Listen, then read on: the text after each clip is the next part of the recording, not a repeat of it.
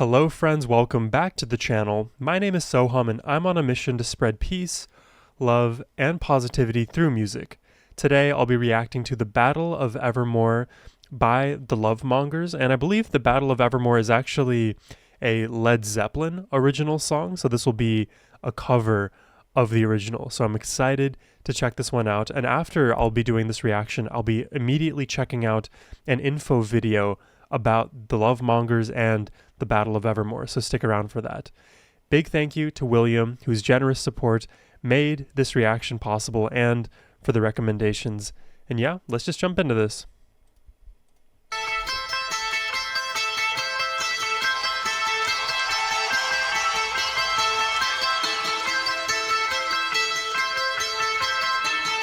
I wonder how close to the original this is. William said it was pretty close.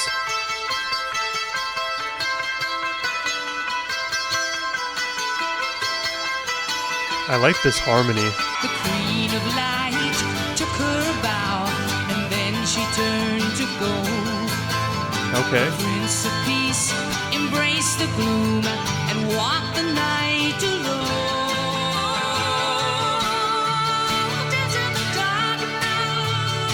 Are those Anne and Nancy? Anne and Nancy Wilson of Heart with Sue Ennis and Frank Cox performed Led Zeppelin. So yeah, that's from Heart. They're from Heart. This is great. My worlds are colliding.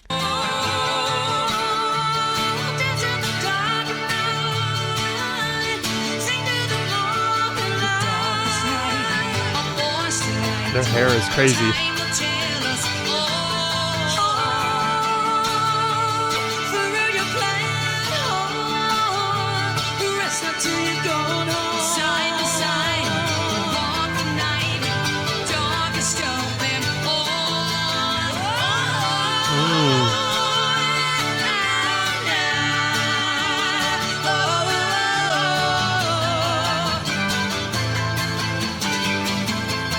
I love the way their voices kind of intertwine with one another. It's almost like a rope. It's stronger when it's intertwining, right? You can pull on it, you can do whatever to it, but because the threads have come together, it just feels like a very powerful and full voice as well. The fact that it's two separate voices, you know, it's interesting that when you like listen to siblings sing songs, it usually sounds very good. I mean, it may be the best way to do it. Duos of brothers, sisters, trios of sisters. Hey, that's the warning.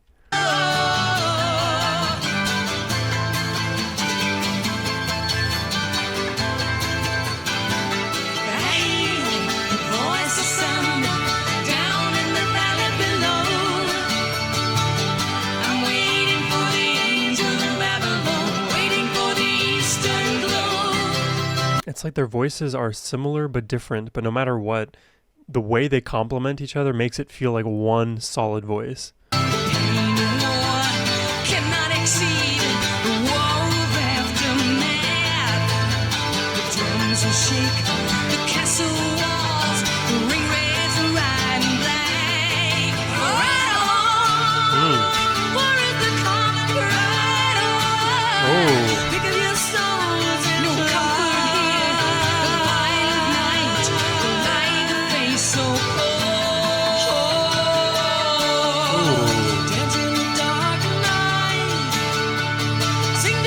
I really wonder how many guitars we have on this track. It looks like 1, 2 guitars, maybe the third there on Nancy. So 3 guitars and 1,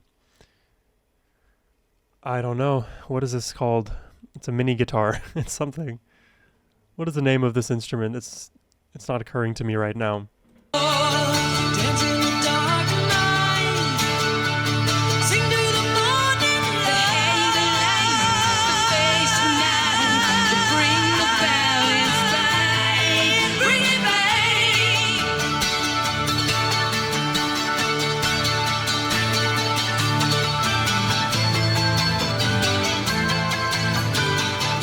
They really love this motif in the song.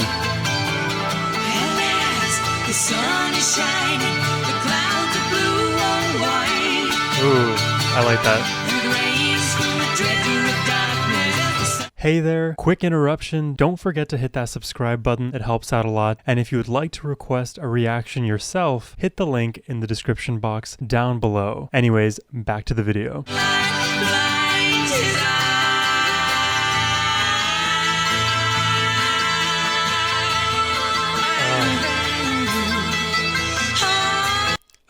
Wow, I'm very curious how your brain works. When you listen to them harmonize, whose voice do you focus on more?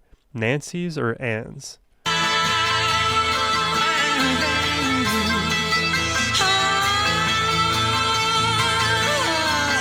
Oh, beautiful. I think Nancy right now. Okay, now Anne. It switches.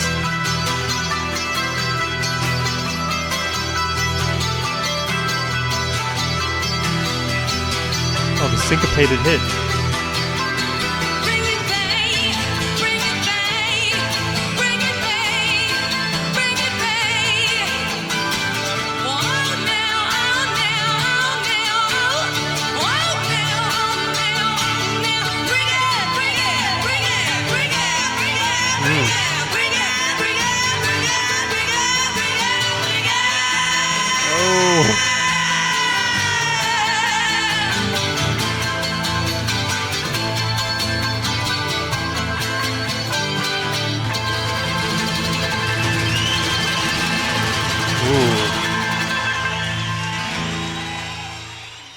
Oh, so I hear audience cheering. So I guess it must be a live performance they took that from. Really interesting song. First and foremost, it's not a song that I've ever heard before, but in some weird sense, it sounds familiar to me. That's like my impression of the overall motif of that song, just strumming the chords, and it is very catchy. I gotta say, I think the shining star in this performance for me were definitely Anne and Nancy's voices mixing, intermingling with one another. And then in the end, when they kind of like hand it off from one another, they soar past one another, bring it down. It's like a interesting vocal dance that I'm hearing. This feels like a very classic song, a defining song maybe. I don't know of a defining song for the sisters themselves or for the Lovemongers themselves as a group, because I don't know much about this group. So we're going to jump into the info video about it, and I believe there's also Chris Cornell here. So Chris Cornell of Soundgarden, Audio Slave. I love Chris's voice. The fact that there is like a mixing of these worlds too, it feels almost like unfair for other bands. It just, how many cool names come together.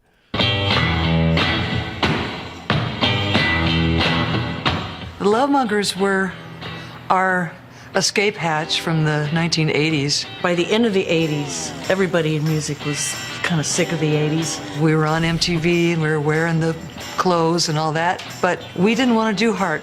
We just wanted to put it on hiatus and make something else. We kind of Really? decided to hang up our hats and go home to Seattle. She's wearing a hat right now. I don't know if she knows the pun exists, but she's currently wearing the hat. And start a band that was just for fun, just out of pocket, no record company, no management company, no label, just on our own. The rock music scene was really in a state of revolution, and True. we became friends with all the guys from around here who were making great music and starting to have success themselves. We went back to clubs. God, how many faces was that? Chris Cornell. This is Lane from Alice in Chains. Here who were making great music and starting to have Eddie Vedder, Pearl Jam. Man, this channel, reacting to all the things that I've reacted to so far, has given me so much more musical insight, just names and figures. I love music so much. have success themselves. We went back to clubs, Was that and Shawn- we took a Shawn couple of our Michaels? great friends, Our own version of kind of like the Traveling Wilburys, I think. and we put them in our band, and we went out with a keyboard that also had drum programs. So we didn't have a drummer for a while. Oh, We were just wow. playing to drum tracks. No expectations on the Lovemongers that were on Heart. We didn't do Magic Man or Barracuda or anything like that. And it was really fun. It was expensive, but it was really fun.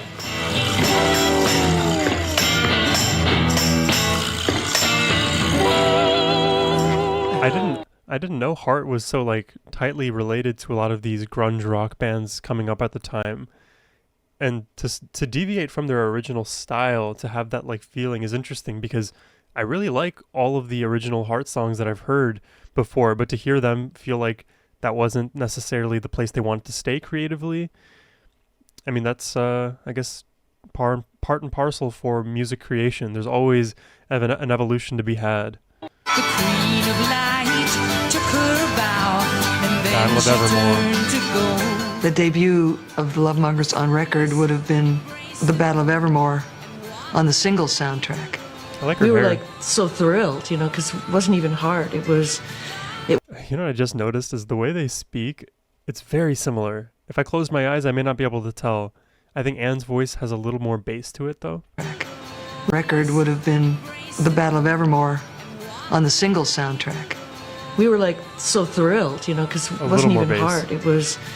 It was our little fledgling friend band getting into a movie soundtrack. I've seen Lovemongers Chris. play the Battle of Evermore a few times live, and it's incredible. We felt that it really showed off the Lovemongers, the power, the acoustic power, you know. Well, it was something we were already doing in clubs because we knew the song, and we're just doing songs we love to do.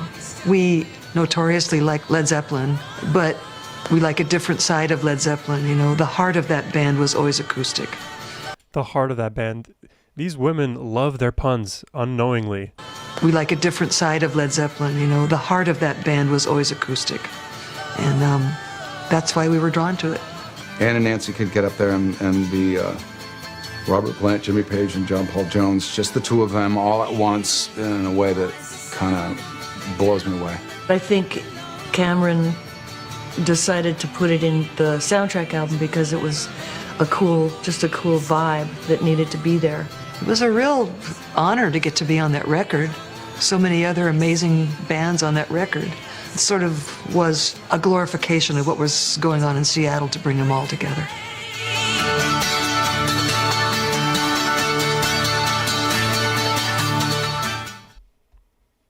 Okay. Well, there you have it. The Battle of Evermore by the Lovemongers.